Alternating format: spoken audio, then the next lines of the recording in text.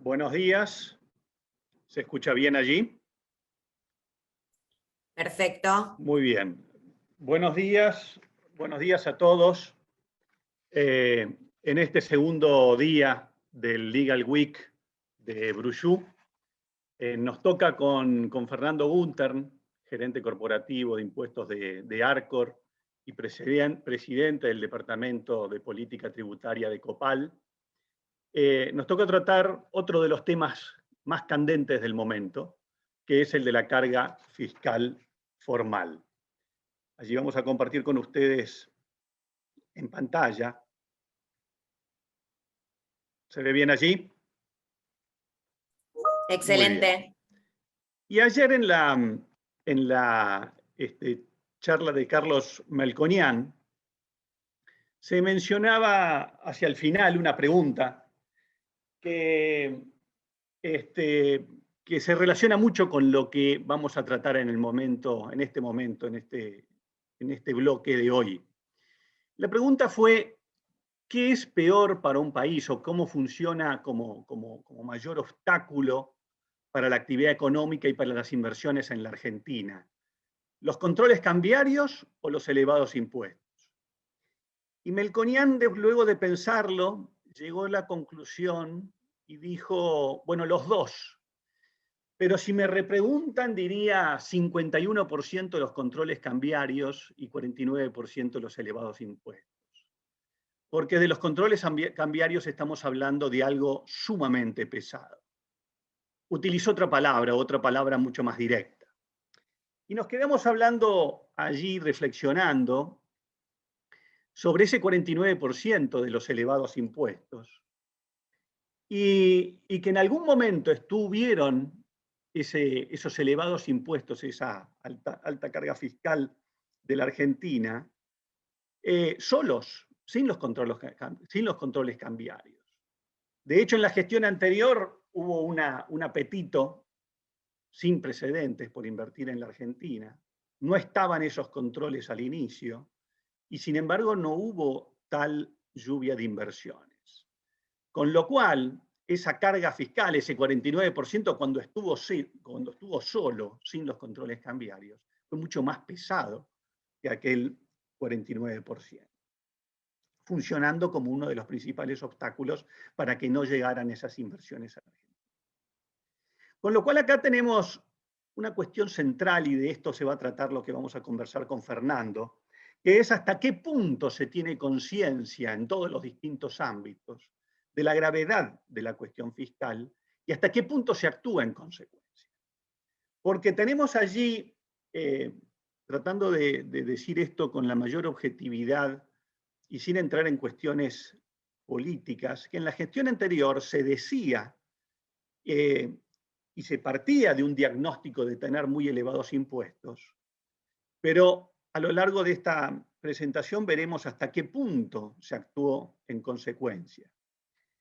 Y algo más compleja es la situación actual, donde vemos que allí existen distintos funcionarios de distintos niveles que, cuando se les pregunta por esta máxima carga fiscal, de si la Argentina tiene esa máxima carga fiscal que por allí se menciona, bueno, es relativizado o directamente negado. Y así hemos escuchado desde las máximas autoridades de lo más alto que no se advierte un esfuerzo del sector privado, ministros que declaran que no hay razones para disminuir, para bajar el gasto público, que es la otra cara de la moneda de la carga fiscal. Más recientemente, algún otro sostuvo que en Argentina se pagan impuestos razonables. Y hasta después hubo funcionarios que, en forma más contundente, desde la máxima autoridad fiscal, se dijo que hay que desmitificar aquello de que tenemos el sistema más gravoso, o quien está a cargo de la política tributaria nacional, en un debate en comisión recientemente en diputados, en la Comisión de Presupuesto de Hacienda, sostuvo directamente que aquello de la investigación del Doing Business del Banco Mundial y que tenemos la máxima carga fiscal no es así, con ciertas críticas que se realizan. También en el marco del aporte solidario, el diputado a cargo de la Comisión de Presupuesto y Hacienda sostuvo algo parecido. Y cuando nos referimos a tener conciencia, como decíamos, no solamente nos referimos a la clase política, también nos referimos a la justicia, también nos referimos a los medios, también nos referimos al ámbito empresario y a la opinión pública en general. Con lo cual, aquí tenemos una cuestión que vamos a hacer una distinción principal porque entendemos que por aquí también viene parte de este diálogo cortado o de este teléfono descompuesto en estas idas y vueltas de argumentos, que es la distinción entre presión fiscal y carga fiscal formal. ¿Cuál es la distinción? Presión fiscal es un concepto macroeconómico. Numerador, recaudación total; denominador, PBI, concepto macroeconómico. Mientras que carga fiscal formal es cuánto pagan de impuestos aquellos que están en el sector formal de la economía. Cuánto pagan de impuestos los que pagan impuestos, valga la redundancia. Y allí la relación no va de la mano. De hecho, hubo aquel funcionario, asesor económico de Reagan, que creó aquella curva denominada la curva de Laffer, donde decía que a partir de cierto nivel, cuando se aumentan más impuestos, no necesariamente se recauda más, no necesariamente sube aquella presión fiscal. Porque hay un punto en donde los contribuyentes pasan eventualmente a la informalidad, si es que directamente no dejan de operar. Con lo cual, en la presión fiscal, la informalidad no cuenta. Y por eso es que posiblemente, ante una suba de impuestos, termine licuándose la presión fiscal por aquel pase a la informalidad. En la carga fiscal formal, la informalidad no cuenta. Si se me permite la analogía, cuando hablamos de carga fiscal formal, o aquellos que hablan de carga fiscal formal, lo hablan como si fuera un tumor maligno que tiene nuestro sistema económico, que hay que extirpar. Y se contesta del lado de la presión fiscal como si fuera la presión arterial, como si fuera otra cuestión. Entonces se dice, tenemos el sistema más gravoso del mundo, formal, y se contesta, bueno, pero la presión arterial no es tan alta. Con lo cual hay países que incluso tienen mayor presión arterial que nosotros y no les va tan mal. Cosas que han sido dichas y que explican de alguna manera este diálogo cortado o de argumentos que no terminan coincidiendo porque se habla de distintos conceptos desde distintos lugares. Con lo cual, como esto está siendo tan negado últimamente, vamos a ir al punto y vamos a ir a aquella investigación que más ha estudiado en forma amplia en 190 países y en forma transparente, como lo vamos a ver, una forma de medir esa carga fiscal formal. ¿Qué es el Doing Business del Banco Mundial? Se viene haciendo desde el año 2003, se evalúan regulaciones de 190 países que favorecen o restringen la actividad empresaria, y tiene distintas fuentes de información, y esto es lo importante de este proceso. Hay un staff de gente del Banco Mundial dedicada 100% a este proyecto. Participan firmas de auditoría, especialmente una de ellas que es la que lidera el que se refiere al que vamos a ver ahora de sistema tributario, también firmas legales de primera línea internacional, y 14.900 profesionales de reputación, de los cuales más de 1.100 son tributaristas y 11 son de la Argentina, que tienen que contestar un cuestionario que llega a tener 50 páginas en cada año. Y además, y aquí lo más importante, funcionarios de los gobiernos de las economías analizadas, de los 190, tienen participación, se les da un derecho a ser oídos y eventualmente a hacer reclamos, con lo cual se cierra todo el círculo de este proceso. ¿Qué áreas son las que se analizan? Las que figuran allí en pantalla. Y allí tenemos la que nos interesa, sistema tributario, o como lo llaman en inglés, paying taxes. ¿Dónde estamos en el ranking mundial de las 11 áreas, del promedio de las 11 áreas en el último Doing Business, que es el del año 2020? 2020, que se hace en el año 2019, con datos en el año 2018. Con lo cual, cuando vemos el Doing Business 2020, es por los datos al 2018 y así sucesivamente. El promedio es que estamos en la posición 126 de 190, justo en los 2/3. Es decir, no estamos bien, pero tampoco estamos tan mal en el promedio. Repito, con datos al 2018. ¿Y dónde estamos en sistema tributario, en el Paying Taxes? Estamos en 190 perdón, en 170 de 190. Es decir, estamos ya muy mal, pero tenemos un 10% de países que aún están debajo de la Argentina. Ahora bien, allí tenemos lo que es, digamos, nuestra posición y el barrio que nos ha tocado hacia arriba y hacia abajo con el puesto 170. Ahora bien, ¿qué es lo que mira el sistema impositivo? El sistema impositivo, el Paying Taxes, tiene 4 subaspectos que son los que figuran allí en pantalla. 3 son de calidad, como por ejemplo la cantidad de horas anuales dedicadas a preparar y presentar declaraciones juradas, tema de lo cual después Fernando nos va a comentar, número de pagos de impuestos por año, número de horas para obtener un reembolso, todos que hacen a la calidad impositiva del sistema tributario. Y hay uno solo, que es el de tasa total de imposición o total tax rate, que es el de cantidad. Y este es el que se relaciona como una forma de medir esa presión fiscal formal, esa carga fiscal formal la que mencionábamos antes, como distinta de la presión fiscal macroeconómica. Y la forma de medirlo por el Banco Mundial es poniendo en el numerador importe de tributos totales dividida la utilidad comercial antes de impuestos. Y a esto estamos viendo un slide que es el originario del Banco Mundial. Digamos, donde figura en cada uno de los 4 renglones, cómo figura la Argentina ranqueada y abajo de todo las notas que nos pone el Banco Mundial en base a los 1.100 reportes de los tributaristas liderados por una de las Big Four y con participación de los 190 países, los funcionarios de 190 países, figura allí la calificación que nos ponen en cada uno de los. Y ahí en pago de impuestos tenemos 90 sobre 100. Y ahí luego le vamos a explicar más tarde por qué nos pone el Banco Mundial una nota tan alta de 90 sobre 100, un 9 sobre 10. Luego, en el tiempo de dedicación para el cumplimiento, 59 sobre 100, un 6 sobre 10 diría. Y para lo que es el Post-Filing Index, 47 sobre 100. Pero estamos en el puesto 170.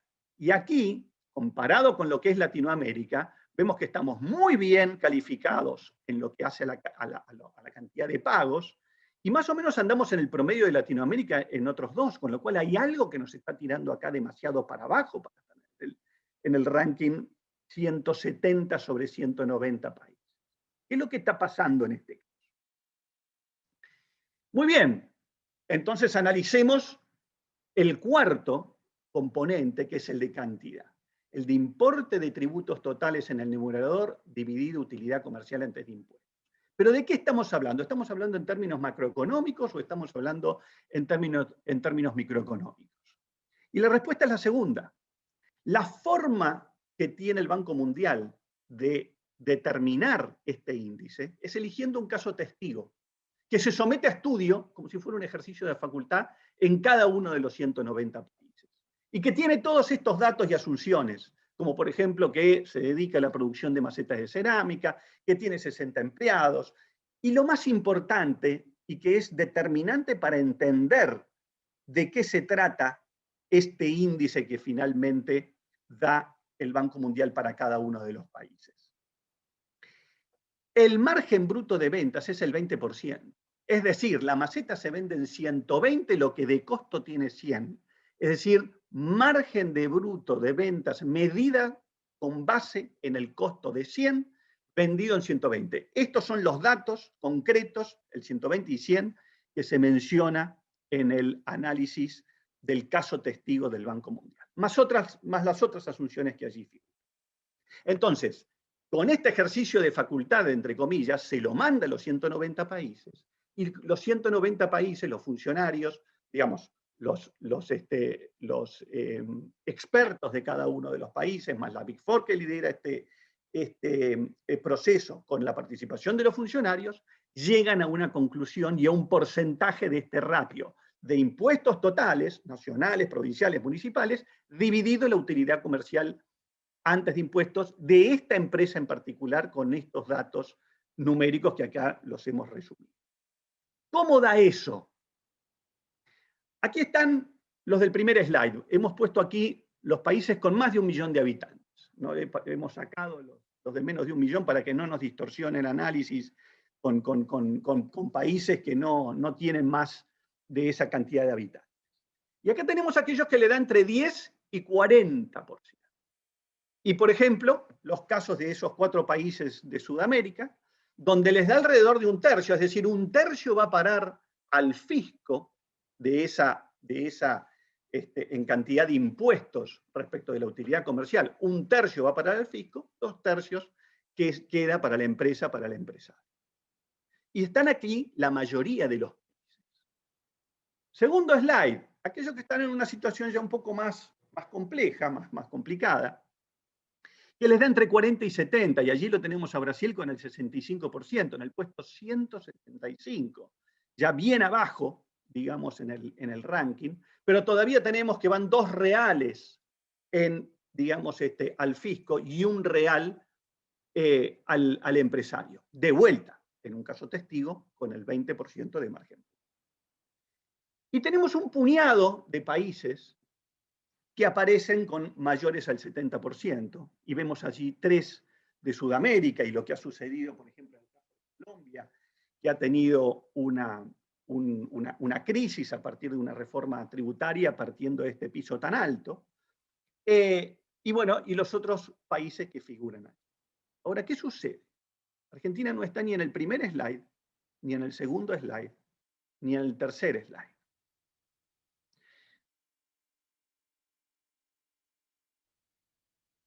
Sino que aparece en soledad en un cuarto slide con el 106%, siendo el único país del mundo, en el puesto 189, donde no alcanzan las utilidades comerciales para pagar el monto de impuestos totales. De vuelta, y lo volvemos a decir, esto no es en general, sino solamente en el caso testigo, cuyo margen bruto de ventas del 20% funciona, como lo vimos en los 3 slides anteriores, en mayor o menor medida en casi todos los países. Y no tomamos en cuenta Comoras, que tiene un ratio que es superior al 106, por la insignificancia poblacional. Tiene 700.000 habitantes, que son aproximadamente 3 barrios de la ciudad de Buenos Aires, tuvo 20 golpes de Estado, fue de los últimos países en contagiarse de COVID, porque es un país que aparece último en el ranking de turismo mundial en los últimos años. Con lo cual, en la práctica, podemos decir que Argentina es el país con la carga fiscal más elevada del mundo. ¿Y esto qué consecuencias tiene? Y las comparaciones que tiene. Primero, nuestra imposición fiscal, la carga fiscal formal, es más del doble del promedio de Latinoamérica, que es 47. Tenemos una brecha del 60% respecto de la imposición total de Brasil, que es el 65%. Es decir, 65% por el punto 60 nos da la de Argentina, pese a que Brasil ya está en el puesto 175. Pero además tenemos una brecha de casi 40% respecto del promedio de esos 3 países que nos seguían en Sudamérica. El promedio es el 76%, es decir, un 40% más tenemos nosotros respecto de nuestros seguidores. Es decir, no solamente tenemos la más elevada, sino que es la diferencia respecto de quienes nos sigan. Con lo cual ayer se hizo la pregunta a Melconian sobre qué implicaba el tema de ser calificados como stand-alone en materia de riesgo de deuda soberana. Y lo que vemos aquí es que estamos en stand-alone en materia fiscal. ¿Y esto qué efectos tiene? Bueno, por un lado, algo obvio, la falta de competitividad del sistema tributario argentino, de sus empresas y del país. Y ya le empiezo a pasar la palabra a Fernando para que nos hable en concreto de qué significa esto, tanto de la falta de competitividad como de los mayores precios que son pagados por los millones de argentinos. Porque naturalmente, no es que las empresas en la Argentina pierden dinero, como en algunos casos se ha explicado Doing Business del Banco Mundial. No, no es así. Lo que sí sucede es que ese margen bruto del 20% se tiene que subir sustancialmente, los precios se tienen que subir sustancialmente para poder absorber esa carga fiscal tan elevada que es la que tiene la Argentina. Y en esos mayores precios pagados por los millones de argentinos, la invitación a Fernando no es casual, porque desde Copal, como presidente del Departamento de Política Tributaria, Fernando Gunter ha venido analizando, junto con la gente del IARAF, cuál es el componente fiscal que tienen los precios de consumo, digamos, que se ocupa esa Cámara, como un ejemplo de cómo se tienen que subir los precios en la Argentina para absorber esta carga fiscal. Con lo cual, Fernando, te paso la palabra. Buen día, Matías. Buen día a la audiencia. ¿Se escucha bien? ¿Se escucha? Perfecto. Bien, bien. Bueno, primero agradecerte, Matías, por la invitación a participar de esta charla. Sí, Matías, ¿escuchás? Perfecto. Agradecerte, Matías, agradecer al equipo de Brujú que nos ayuda con este soporte técnico y virtual para poder tener esta charla. Bueno, un poco siguiendo la línea que mencionabas, Matías, mi idea es mostrarles en algunas filminas lo que venimos haciendo, como decías vos, en Copal. Primero, lo que llamaste vos la carga fiscal formal, yo la llamo más carga fiscal material por la parte de los costos, y más adelante hablar un poquito de lo que es, sí, el aspecto formal, o yo lo llamo formal, que es la parte del costo de cumplimiento y digamos, la cantidad de declaraciones juradas que tenemos que presentar y pagos que realizar, ¿no? Bueno, como primera medida, les cuento, este trabajo que se encaró desde Copal ya hace más de 7 años y que se contrató al IARAF, que es el Instituto Argentino de Análisis Fiscal, se trató de llegar a esto, es decir, bueno, ¿cuánto es el peso de los tributos en el precio final de un producto alimenticio, en una bebida? Nada, para que quede bien claro, digamos, que a la hora de hablar de precios hay un componente tributario muy fuerte. Este análisis o este estudio se actualiza periódicamente, y esto que le voy a mostrar es el último que tenemos, que se hizo en el año 2019 en base a información del año 2018. Obviamente una cuestión de previo, contarles, como probablemente muchos se imaginan, que para hacer este tipo de trabajos los economistas se basan, por un lado, en información obtenida de distintas fuentes, ¿no? En este caso, bases de datos, por ejemplo, de AFIP, que, entre paréntesis, a lo largo de los años fue cambiando, tienen distintas formas de exponerlo, pero bueno, no es fácil conseguir la información. Y por otro lado, en supuestos de variables que es difícil ir al detalle, ¿no? Por ejemplo, para llegar al precio final de un producto alimenticio y determinar toda la carga tributaria que tiene ese producto, hay que ir desde la producción, pasando por la distribución, la comercialización mayorista y el retail, obviamente, y bueno, ahí requiere suponer de ciertos márgenes en los distintos eslabones de la cadena, estandarizarlos y llegar a una conclusión estadística como la que vamos a ver ahora. Y obviamente la última aclaración, ya Matías lo dijo muy claramente en la introducción, esto es el sector formal de la economía. Acá no estamos contemplando nada de la informalidad, o sea, esto es base que todos los eslabones de la cadena de producción y comercialización están en blanco, cuando obviamente sabemos que hay gran parte que es informal. Bueno, hechas estas aclaraciones, ahí bueno, el gráfico bastante claro, entiendo, muestra cómo dentro del precio final de un producto, en este caso un producto alimenticio, un paquete de galletitas, una lata de tomates o un paquete de harina, contempla en promedio casi un 39% de su precio es impuesto. ¿Cuáles son los tributos que más pesan? Bueno, claramente el IVA, por su elevada alícuota sobre el precio final, ingresos brutos y todo el régimen de tributación de la Seguridad Social. Si avanzamos y vemos qué pasa en el caso de una bebida. Ahí pasamos al siguiente slide. Ahí vemos que es más elevado básicamente por la incidencia de impuestos internos y porque la alícuota del IVA es más tendiendo al 21%. En el caso de alimentos hay productos que tienen alícuota reducida, ¿no? Bueno, un poco estos son digamos, los datos, si querés, más de impacto. ¿Qué vemos en los años que venimos viendo o que venimos haciendo junto con IARAF este trabajo? Bueno, viene alto hace bastantes años el impacto de los costos tributarios en el precio final de los alimentos y las bebidas, pero vimos que hubo una cierta tendencia a la baja entre los años 2016 y 2018, ¿no? Ahí, bueno, como todos saben, a partir del 18, a partir del 19, en realidad, producto de la crisis, luego con el cambio de gestión y después con la pandemia, bueno, la mayoría de estos cambios o quedaron frisados o de alguna manera se fueron revirtiendo.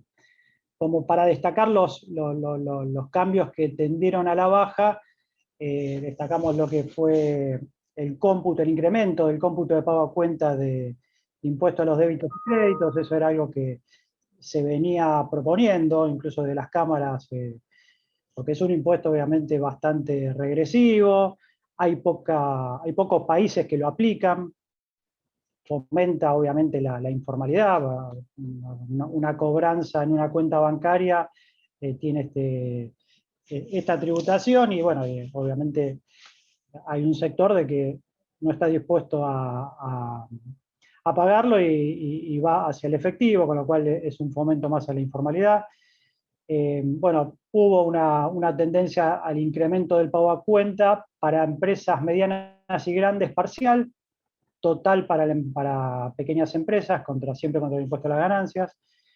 Después el sistema de seguridad social, las contribuciones, hubo una modificación implementando un esquema de mínimos no imponibles, luego de unificación de alícuotas y eliminación de un decreto 814, eso tendía toda la unificación. Ahí si se quiere, pudo haber ganadores y perdedores, sector comercio y servicios por ahí fueron más beneficiados. La industria depende el tipo de industria y dónde estaba instalada, por ahí esto en la cuenta final no fue gran beneficiada, y después lo que sí hubo una reducción de la alícuota o tender a una reducción de la alícuota corporativa de impuesto a las ganancias antes de distribución de dividendos, escalonada del 35 al 25%, cosa que no llegó a suceder, llegó hasta el 30%, y bueno, ahora con la ley recientemente sancionada, vuelve a la alícuota del 35% para empresas medianas y grandes, ¿no? Y después a nivel provincial, pasando ahí a la siguiente filmina, ahí lo que hubo, que probablemente todos también estén al tanto, es la firma del consenso fiscal en el año 2018. Ahí sí la industria fue más beneficiada, si se quiere, respecto de lo que dijimos antes de comercio o actividad financiera. En este caso no fueron los más beneficiados, sino más el sector industrial, porque se tendía a una reducción escalonada de las alícuotas de industria para llegar a cero, pero a partir del año 2019 esto quedó frisado. Sí quedaron, y esto es importante mencionarlo, algunos aspectos del consenso que no es que quedaron desactivados, que, por ejemplo, todos los aspectos relacionados con los agentes de recaudación, los regímenes de recaudación, o la famosa alícuota extrazona, yo la llamo, es cuando estás instalado en una provincia y vendés a otra, con anterioridad al consenso, estaba habilitado a que las provincias pudieran incrementar la alícuota del impuesto sobre los ingresos brutos. Si bien ya se venía una avalancha de casos judiciales que iban en contra de esa pretensión, de alguna manera con el consenso lo que quedó plasmado es la imposibilidad de fijar estas alícuotas diferenciales. Así que bueno, un poco esta era la idea de contarles y reafirmar lo que decía Matías de qué implica la carga fiscal formal y qué implicancia vemos nosotros desde las empresas y de las cámaras en la incidencia sobre los precios de los alimentos y las bebidas, ¿no? Así es, Fernando. Se escucha bien ahí, ¿no, Fer? Así es, Fernando. Y el ejemplo que trae Fernando de Copal de alimentos y bebidas, lo interesante que tiene es que esto demuestra que el tema del pago de impuestos no es un problema solamente del gran empresario, de las grandes empresas o incluso de las pymes, sino que es un problema de los 45 millones de argentinos, incluso y especialmente aquellos que están en los sectores más necesitados, que tienen que terminar pagando cifras de entre el 40 y el 50% de impuestos en el precio de los consumos que adquieren cada día.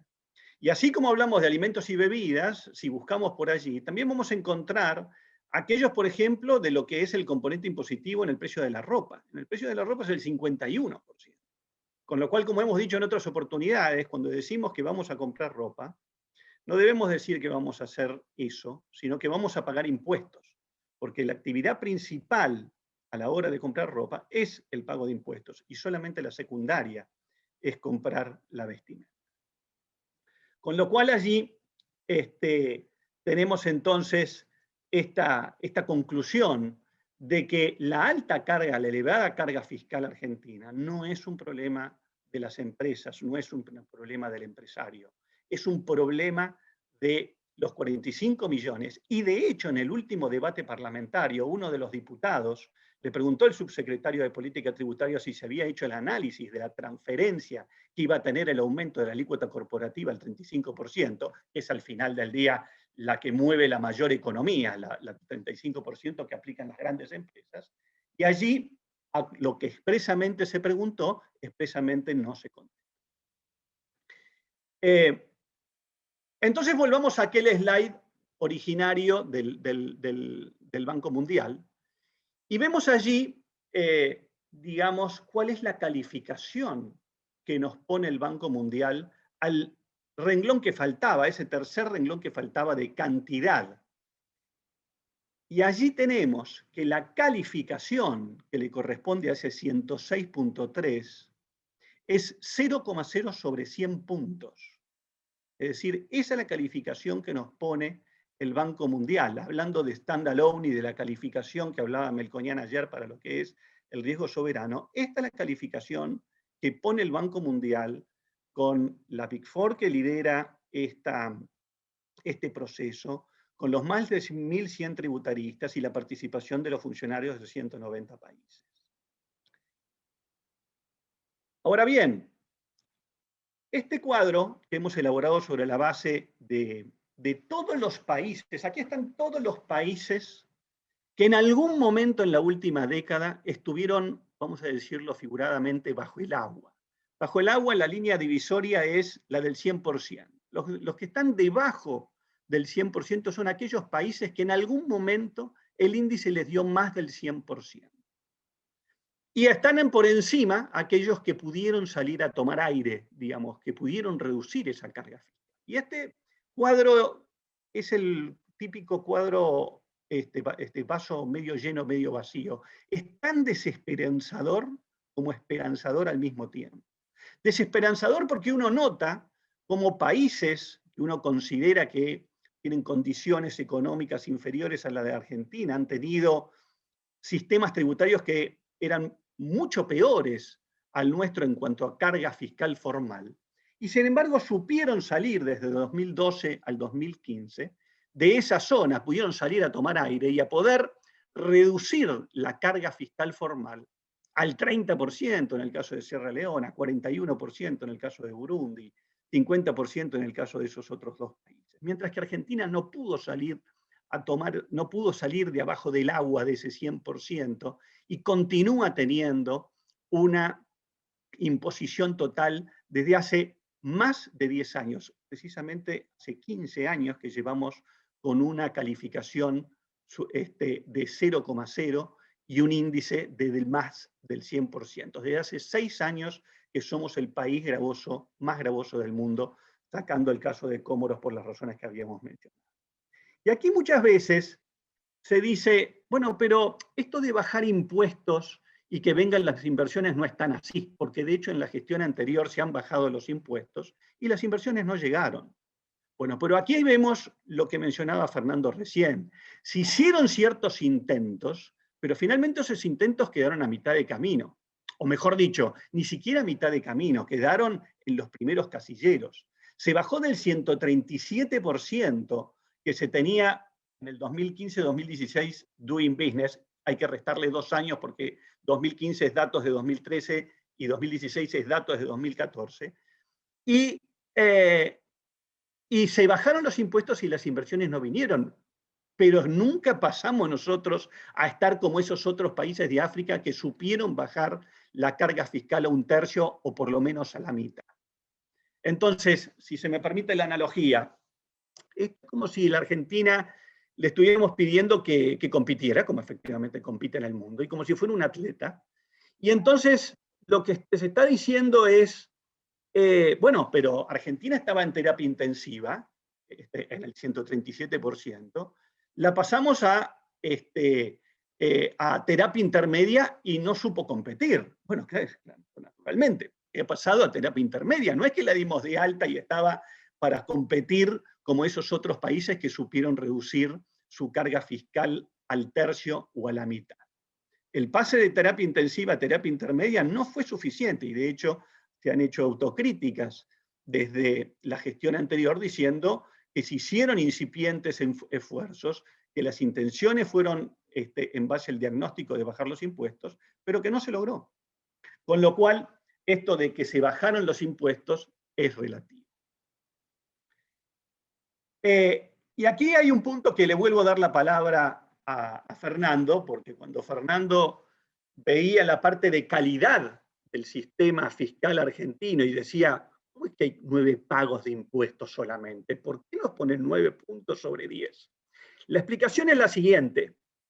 La explicación es, digamos, el Banco Mundial no busca aquí un sistema perfecto. Y en el caso de la elección del caso testigo, lo dice expresamente, que en la elección del caso testigo lo que se busca es simplicidad y comparabilidad, no necesariamente la perfección, porque para buscar la perfección de este sistema deberíamos tener, así como el caso testigo de las macetas de cerámica, deberíamos tener la empresa de servicios profesionales, deberíamos tener la empresa de industria pesada, deberíamos tener la empresa de telecomunicaciones y así 20 otras. Pero claro, llenar este formulario, este cuestionario, tiene 46, 50 páginas en cada caso. Si le metemos 20 casos testigos, nadie lo completaría. Con lo cual, bueno, lo que dice el propio Banco Mundial es buscamos simplicidad, comparabilidad, no el sistema perfecto. Para el caso concreto suyo, consulte al tributarista de turno. Y el otro punto, otras asunciones que tienen, es que por ser informático el sistema de la FIP principalmente, se considera que hay un pago por impuestos. Bueno, es el criterio que toma el Banco Mundial. Pero naturalmente Fernando tiene mucho para decir por este punto y también por el tiempo dedicado al cumplimiento de las normas fiscales. Así que te paso la palabra, Fernando. Dale, gracias, Matías. Bueno, sí, la verdad que sorprendió mucho cuando Matías me mostraba ese indicador, porque nosotros partimos de esta base, ¿no? De esta estructura que tenemos en el sistema tributario, también basados en un informe del IARAF, que tenemos 166 tributos que conviven hoy, de los cuales la mitad son municipales y la otra mitad se reparten entre nacionales y provinciales. Y si a esto le sumamos, pasando una firma más, que la recaudación se concentra solamente en el 90% en 11 tributos, y si bajamos un poquito más, el 70% de la recaudación está en los 6 tributos principales que allí los ven. vemos que, primero, o sea, las dos conclusiones. Una es, si tenemos la concentración en 11 tributos, ¿para qué tenemos 166? Ahí obviamente hay cuestiones de federalismo en el medio, pero probablemente haya mucho para trabajar acá para poder hacer una simplificación. Y la otra, Fernando, mira, acá hay una pregunta que justo va a ese punto, y ya la vamos adelantando para después no volver atrás, que dice, si de ustedes dependiera, ¿qué impuesto les parece reducir o eliminar? En su caso, ¿por qué? ¿Qué impacto tendrían las cuentas fiscales y de qué forma se podría evitar un aumento del déficit fiscal a causa de dichas reducciones o supresión de impuestos? Creo que estás contestando esa pregunta en el sentido de, bueno, ¿qué impuestos deberían eliminarse? Bueno, 166, digamos, lo que estás diciendo es 166 no van, sobre todo cuando el 90% está reducido en exclusivamente 11 tributos. Todo lo demás suma complejidad. No sé, Fernando, si quieres cumplir. No, es así. Hay un tema de discusiones sobre coparticipación acá, que bueno, obviamente no nos da el tiempo para abordarlas, pero estos temas son bastante candentes para incorporarlos en la agenda y para seguir haciendo propuestas en este sentido de al menos reducir la complejidad y, bueno, dar la discusión de cómo es la coparticipación, porque es verdad que a nivel provincial, a nivel municipal, también van a querer su propia independencia tributaria, pero llega un punto donde el costo de administrar, y ahí vuelvo a tu pase que me diste, es bastante más complejo. Avanzando un poquito, partiendo de este lugar y siguiendo las Filminas, yo acá les pongo información ya estadística de una empresa grande, obviamente, muy diversificada en sus actividades y instalada en varias regiones del país. Pero la cantidad de declaraciones juradas que se presenta al año llegan casi a 1.200, un promedio de 100 por mes. Cada declaración jurada que hay que presentar requiere, primero de hacer una determinación, luego de presentarla y luego de pagar. Entonces esto no es algo que es sencillo de hacer. Al contrario, el costo de cumplimiento es muy alto porque también hay un riesgo muy elevado en cada una de estas presentaciones y cada pago. Un error, por decir algo, o una interpretación errónea, que también puede ser porque hay muchas normas que regulan todo este régimen, todos estos regímenes tributarios, implica un elevado costo de sanciones. Con lo cual, de nuevo, me sorprende mucho esa alta calificación porque vemos que hay una complejidad en el costo de cumplimiento, ¿no? Si después vemos, ahí hay otro dato estadístico interno, si separamos por nivel de gobierno esa cantidad de declaraciones juradas que hay que presentar, lo que vemos es que las provincias son las que lideran el ranking. ¿Por qué? Por la morigeración que hubo, la proliferación, perdón, que hubo de los regímenes de recaudación anticipado de impuestos. Ahí me meto un tema que, si bien no está en la agenda de, digamos, lo que es la carga tributaria, para nosotros lo que tenemos que ver el día a día en la empresa es algo que nos lleva mucho tiempo, que tiene una complejidad porque ya se proliferó a todas digamos, las actividades de la empresa, desde que comprás hasta que vendés, cuando cobrás, cuando importás. Se han nombrado agentes de recaudación en cada una de esas etapas y a distintas empresas u otros organismos estatales que estamos en una maraña que implica, como decía antes, no solamente tener que cumplir, sino que interpretar. Por cada provincia hay bastante normativa, lo multiplicás por 24 y eso te da que tenés que tener un equipo muy preparado para, digamos, llevar adelante esta actuación como agente de recaudación, y que, si querés avanzando un poco, cuál es la consecuencia final de esto. bueno, es, en algunos casos, me paro en el lado de la empresa que sufre esos regímenes de recaudación, de percepciones, de retenciones, un elevado costo financiero, difícil de recuperar, y desde el lado, como mencionaba, desde el lado del agente de recaudación, una exposición constante a interpretaciones de los distintos fiscos que pueden llegar a venir a determinarte retenciones mal hechas, percepciones omitidas, y bueno, una constante dispendio, si se quiere, en costos tanto administrativos como judiciales, y estas discusiones siguen, digamos, en el nivel de que no estás aceptando lo que determina cada fisco, ¿no? Sí, acá Fernando, respecto de este punto y de la cantidad de declaraciones juradas en el sector industrial, nos dicen ahí que aclaremos que es justamente en el sector industrial y que hay otros sectores, como por ejemplo en el financiero, que son 6.000 al año.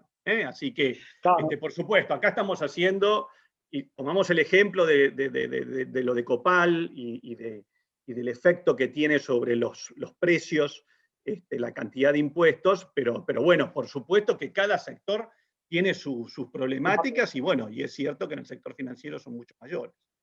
ni hablar, todo el régimen de las cobranzas y pagos en el sector financiero, desde la cuenta bancaria, tarjeta de crédito, y bueno, no soy especialista, no me quiero meter en el área que no manejo, pero sé que tienen una diversidad muchísimo más grande, de verdad, que la industria.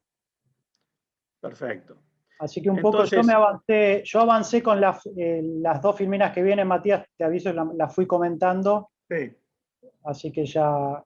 Sí, hay una de las preguntas que viene por aquí, de si vamos a hablar de la cuestión de los saldos a favor. Así que te doy la oportunidad para que la contestes, porque hay alguien que pide expresamente que hablemos de este tema.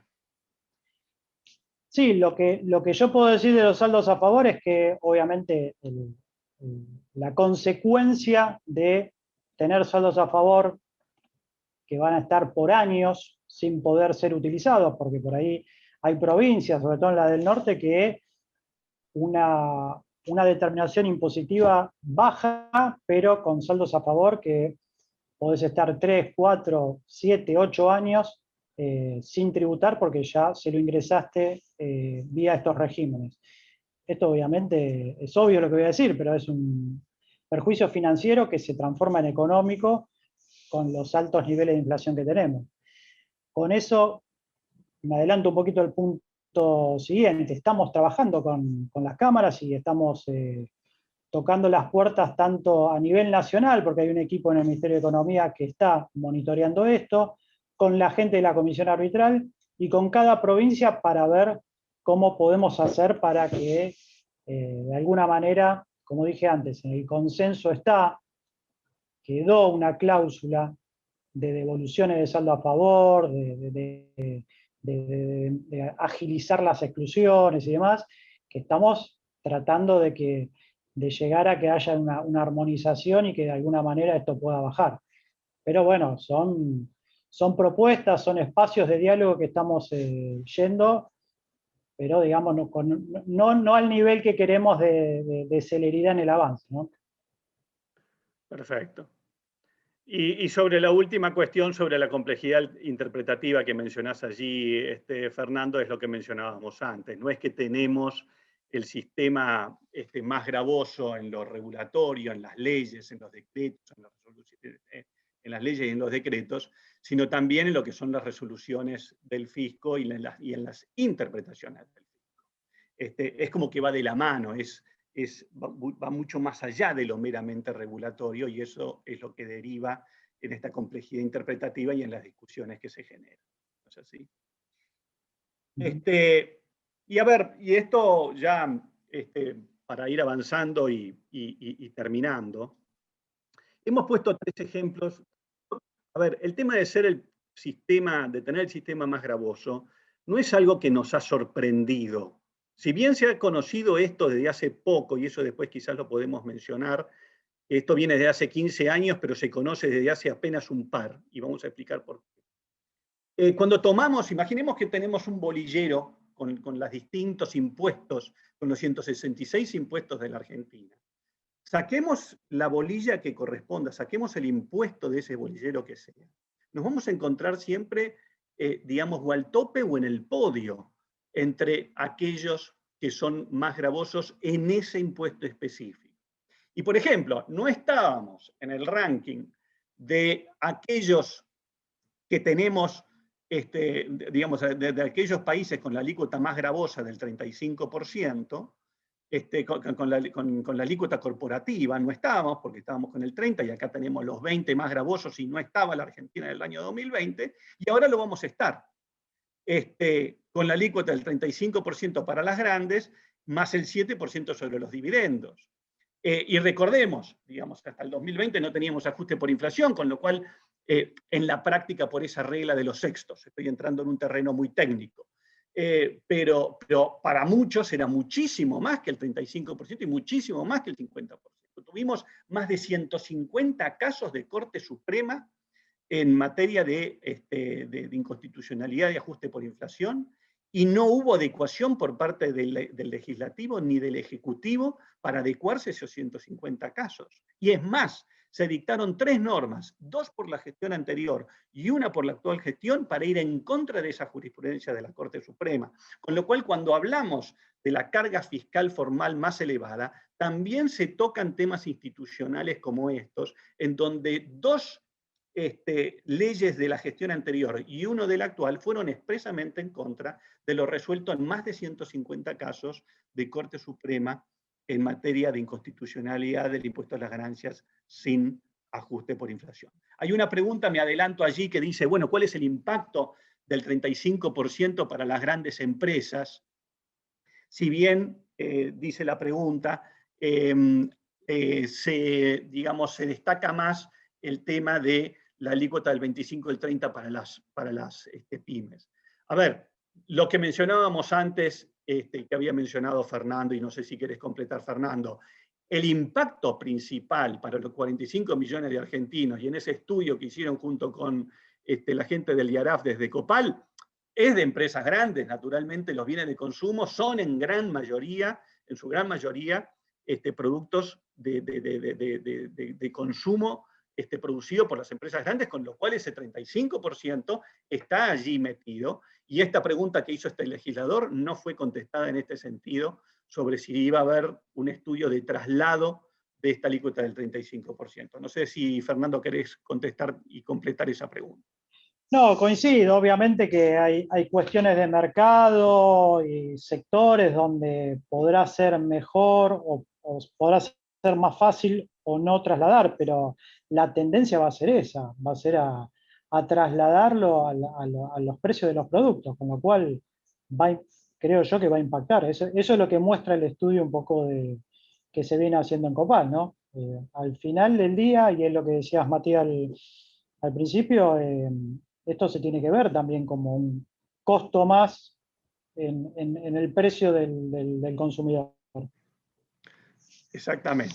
Entonces, este es el ejemplo de impuesto a las ganancias, y bueno, y así salieron los titulares cuando se sancionó este aumento al 35% para las grandes, que mientras en el mundo se bajan los impuestos, en Argentina se discute cómo aumentar la presión. Después, bueno, ¿qué pasó con el aporte solidario? Ya lo hemos hablado y todo el mundo ha asistido a innumerables webinars y conferencias sobre este punto, pero al final del día, después de 1 año y medio, el único que terminó con un aporte solidario, con un impuesto a las grandes fortunas, fue la Argentina. Todos esos otros países lo analizaron, avanzaron. En el caso de Chile tuvo sanción en general en diputados, se trabó en particular, se trabó en el Senado. Hoy por hoy, 1 año y medio después de la pandemia, el único país que tiene un impuesto a las grandes fortunas para afrontar el COVID es la Argentina, y con una alícuota que fue más del doble de la entidad que más propuso este impuesto, que fue Oxfam, que proponía allí hasta un 3,50, y nosotros tuvimos, junto con bienes personales, una alícuota total de que superaba el 7%. Con lo cual, otra vez, stand-alone en materia de aporte solidario. Y Se han hecho recientes anuncios de impuestos a los bienes personales, de que se va a aumentar la alícuota de impuestos a los bienes personales. Ya se han hecho 2 o 3 comunicaciones y anuncios en ese sentido de legisladores muy representativos. Y allí otra vez tenemos que cuando comparamos los muy pocos países que aplican impuestos patrimoniales, vemos que las alícuotas son mucho más reducidas. Y cuando comparamos con los casos donde la alícuota es más cercana a la de Argentina, como el caso de Bolivia y de España, el caso de Bolivia no es de COVID. El caso de Bolivia es anual para rentas generales. Lo que pasa es que como se sancionó en épocas de COVID, se piensa como impuesto para el COVID, pero no es así, es un símil de nuestro impuesto a los bienes personales. Cuando comparamos allí, vemos que al final del día, por el mínimo no imponible que tenemos, por la base bruta que tenemos, por no tener un tope legal como lo tiene España, y por aplicar en todo el país sin excepciones, porque en España tiene una alícuota de 350, pero en la práctica las comunidades aplican alícuotas menores o hasta exenciones, por ejemplo en Madrid, terminamos concluyendo que también en el caso de impuestos a los bienes personales tenemos el sistema más gravoso. Eso para citar tres, como decía antes, 3 bolillas, como si hubiésemos extraído 3 bolillas, pero podríamos extraerla de derechos de exportación, podríamos extraerla de impuesto al débito y crédito, podríamos extraer tantas otras, tasa de seguridad y higiene, ingresos brutos, y llegaríamos más o menos a la misma conclusión. O en el tope total o en el podio de los impuestos más gravosos. Ahora, ¿qué podemos hacer ante esta situación? Y ya terminando con esta parte de la presentación. Te dejo en primer lugar para que en breves minutos, Fernando, cuentes, digamos, qué es lo que se puede hacer preventivamente. Y ya vamos adelantando la conclusión. Se hace lo que se puede, pero frente al tamaño de esta carga fiscal, se hace difícil, digamos, volver al statu quo anterior. ¿No es así, Fernando? Sí, totalmente. A ver, desde las empresas, o sobre todo en las cámaras, obviamente no bajamos los brazos en los diálogos, en los espacios que tenemos de diálogo, tanto con los fiscos nacionales, provinciales, municipales, funcionarios de todo tipo, para seguir mostrando esto que estamos viendo, de cómo afecta la competitividad, en definitiva, en el caso nuestro, de la industria, el sistema tributario. Los 3 grandes pedidos que en general, o pedidos no, propuestas más que nada que se hacen para mejorar son, lo mencionaba antes, el impuesto a los débitos y créditos es un impuesto bastante distorsivo. Creemos que hay que volver al esquema de, por lo menos gradualmente, incrementar el pago a cuenta con otros impuestos, no solamente con ganancias, porque hay empresas que por ahí en situaciones de recesión no tienen para pagar impuestos a las ganancias, pero sí usar con IVA, con cargas sociales. Creemos que es una forma de incentivar también la formalidad, en definitiva, ¿no? El decreto 814, que es la posibilidad del cómputo de cargas sociales pagadas por los empleados sobre el IVA, bueno, empresas que están aguantando la actividad, sobre todo en centros, en regiones geográficas lejanas a los centros de consumo masivo, es un incentivo importante, considerando los altos costos de flete que tienen esas empresas y demás. Es un lindo incentivo que creemos que debería volverse a los niveles anteriores del cómputo del 100%, incluso potenciarlo un poco más.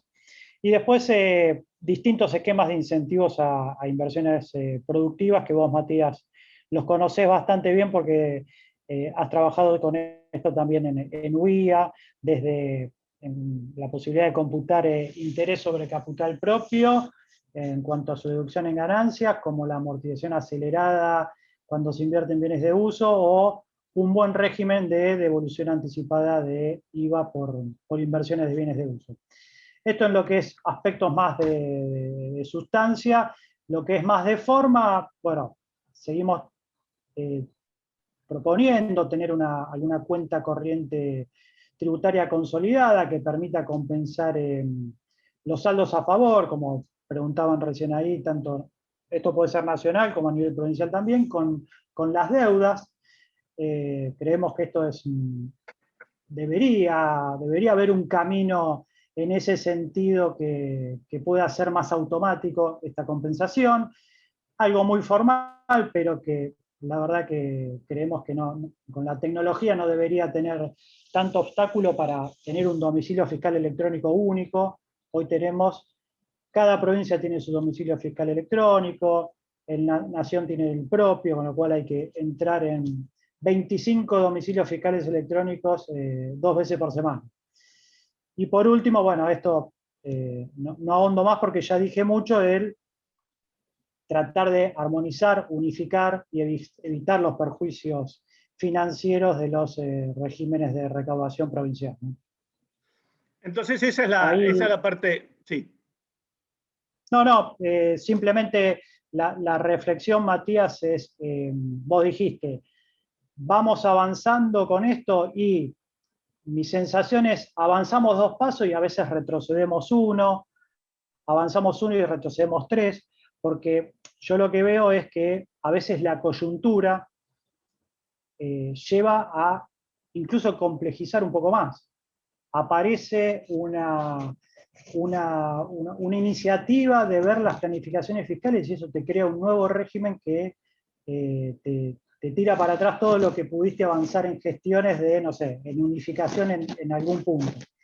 O, no sé, algún régimen de factura de crédito electrónica que obviamente con sus virtudes para lo que es el financiamiento de las pymes, pero trajo aparejado una complejidad de implementaciones sistémicas en las empresas que también hace a esto, ¿no? Hace al costo de administrar y de cumplir, ¿no? Entonces, un poco mi conclusión es esa, seguimos con los diálogos, sí, avanzamos en algunas cosas sí, en otras cosas la coyuntura te retrocede un poquito en estos temas, ¿no?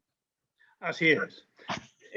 La segunda, digamos, esta que vos dijiste es la preventiva de corto plazo, ¿no? Antes de que salgan la emisión de las normas o con propuestas de normas para tenerlas ya vigentes a corto plazo. Después está qué hacer ante esta situación fiscal de país más gravoso. Bueno, está la reactiva, que tanto se ha hablado a lo largo de todas estas conferencias y webinars sobre aportes solidarios y que no lo vamos a volver a mencionar ahora. Pero, bueno, simplemente recordar que esto depende de la situación concreta en relación al respectivo impuesto. Digamos, hay que probarlo en cada caso. No es que un impuesto en particular es inconstitucional por sí. Salvo en algún caso de Hermitage con impuesto a la ganancia mínima presunta, que prácticamente la Corte le tiró un tiro a la línea de flotación del impuesto y al poco tiempo se derogó. En los demás casos hay que probarlo en concreto, incluso en los casos de la línea Hermitage. Y pueden resultar violaciones a varios principios constitucionales, como los que allí figuran, basados en numerosos casos de jurisprudencia, decimos más de 150, en materia de no ajuste por inflación en impuesto a las ganancias.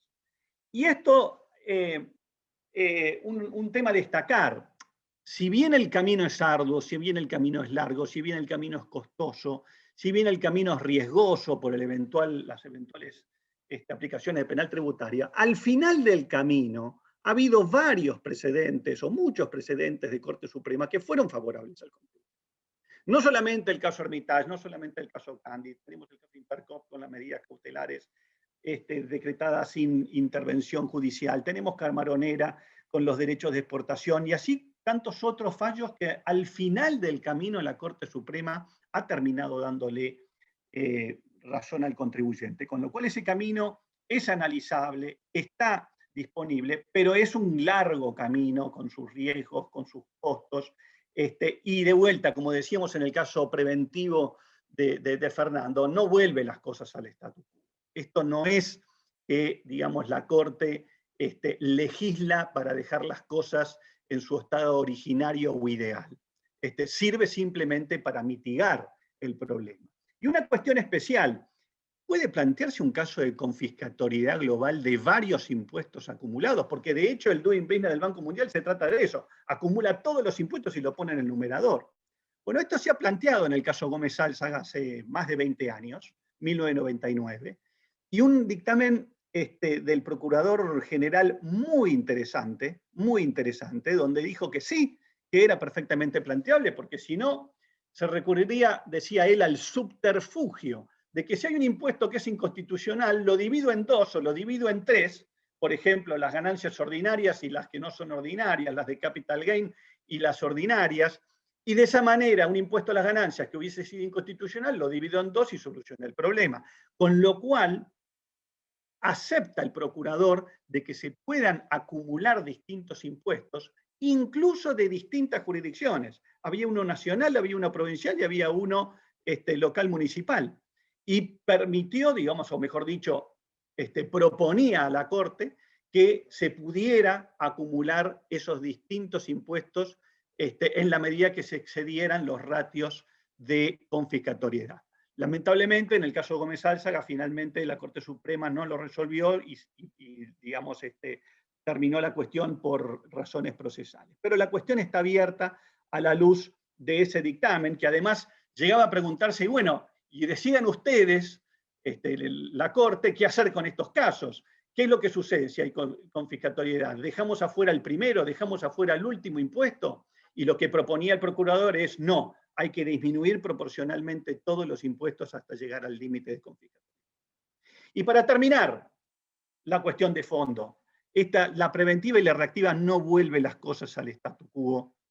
Y allí alguna pregunta se decía, ¿dónde está la raíz de todo esto y cuál es la eventual solución? Y la eventual solución es que haya concientización de estas cuestiones a todo nivel y en todos los ámbitos. Este último puesto fiscal no parece ser un problema solamente de la clase política. Alguno pregunta por allí, ¿por qué esto no se ha puesto sobre la mesa con más énfasis desde hace tiempo? Y sí, coincidimos, esto es más un problema del ecosistema fiscal argentino, donde por supuesto en primera línea está el Congreso, el Poder Ejecutivo, las autoridades fiscales, pero también es parte del problema, digamos, el Poder Judicial, el sector empresario, que quizás después del aporte solidario ha puesto con mucho más énfasis el tema de estas cuestiones y aparecen mucho más en las agendas de los distintos eventos tributarios y empresarios, el tema de la presión fiscal, mucho más de lo que se venía haciendo en el pasado, pese a que ya veníamos en los últimos puestos. Y también en el ámbito profesional, académico y también en la opinión pública. Por lo cual, tener el sistema más gravoso debería ser el marco de análisis de toda cuestión fiscal a todo nivel y ámbito. A partir del debate por la sanción de los últimos impuestos ha tenido lugar esta concientización más profunda en distintos sectores, lo que puede abrir, solamente de esa manera se va a poder abrir los cambios favorables en el sistema tributario argentino. Como se dice y se acostumbra a decir, la cuestión no depende tanto de lo que le sucede a una sociedad, sino de lo que la sociedad hace con lo que le sucede. Y como tantas otras veces hemos mencionado, es importante tener razón, decía Adenauer, pero mucho más importante es que te la den. Bueno, con esto hemos terminado, pasado unos minutos la hora, y tenemos allí varias preguntas, porque vamos a seleccionar algunas porque tenemos más de una veintena. Allí hay un par que hacen mención a que discutir todo esto sin discutir el gasto público, digamos, es como que le falta una pata a la discusión. Y por supuesto que es así. Hay que tomarlo esto como una doble cara de una moneda. Una es la recaudación fiscal y la otra es el gasto público, y va de la mano. Por supuesto, lo que indica el último puesto fiscal de la Argentina es la temperatura que ha tomado ese gasto público, lo elevado que es el gasto público para tener que afrontarlo con el sistema más gravoso del mundo. Nos está mostrando la temperatura, a qué niveles llegó ese gasto público para estar en los lugares que estamos en ese último puesto y con tanta lejanía respecto de aquellos que nos siguen. Con lo cual, aquellos dos que han hecho esta digamos, apreciación de que discutir el tema fiscal sin hablar de la reducción del gasto público es plantear la cuestión por la mitad, pero por supuesto. Y por supuesto que también el tema del gasto público es tema que normalmente, como en el caso de ayer, se ha mencionado por parte de Melconian in extenso. ¿Ok? ¿Había alguien más? bueno, ¿por qué crees que el sector privado no se enfatiza más lo gravoso que es el sistema tributario nacional, provincial y municipal? Esto yo creo que hay un antes y un después del aporte solidario. Antes era así, estábamos en los últimos puestos y este tema no aparecía lo suficiente, sobre todo en los eventos empresarios anuales, sí quizás en los tributarios, donde se mencionaba, pero no tanto en los de máxima exposición. Bueno, ahora sí estos temas están apareciendo y la forma, acá se pregunta, ¿no convendría hacer propuestas también sobre cómo bajar los gastos estatales? Sí, por supuesto, eso lo acabamos de mencionar, para facilitar que efectivamente se puedan hacer reformas tributarias. Sí, efectivamente coincidimos con eso. Por otro lado, se pregunta aquí, hiciste referencia a que los países pueden reclamar. ¿La Argentina alguna vez presentó algún reclamo? A ver, la respuesta es sí. Y fue un reclamo muy fuerte con el primer digamos, doing business que se hizo, en donde apareció la distinción de la imposición total y 106% y el 0,0. Un fuerte reclamo desde las máximas autoridades. La reunión tuvo lugar en su momento en la FIP. Tuvieron que darse explicaciones por parte de aquellos que coordinaron este estudio y finalmente, bueno, se terminó entendiendo la metodología y el tema ese del 20% que tanto destacamos al principio de la charla. Y cuando se entendió la metodología, bueno, finalmente se terminó aceptando que los números son lo que son. En cuanto a los reclamos que se hacen cada año, eso es información confidencial de cada uno de los países para con la gente del doing.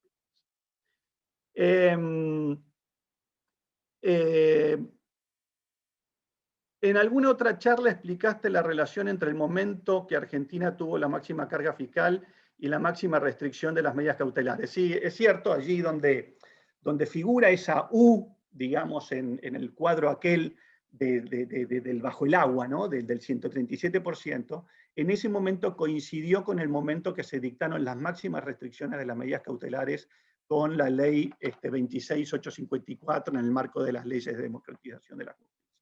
Es decir, allí se dio la paradoja, que en el momento de máxima imposición fiscal del país más gravoso del mundo, con el 137, se dictó las medidas más restrictivas, las condiciones más restrictivas para dictar medidas cautelares. Es una suerte, podríamos decir, en forma figurada de cuando hubo máxima asfixia fiscal, se ató más las manos al contribuyente, y de hecho, bueno, son los fallos que están ahora denegando medidas cautelares por las máximas condiciones que se han planteado en aquella ley. ¿Por qué si esto viene de hace 15 años, recién se empezó a hablar el último año? Bueno, yo creo, de vuelta, hay un antes y un después del aporte solidario, y además hay otra razón.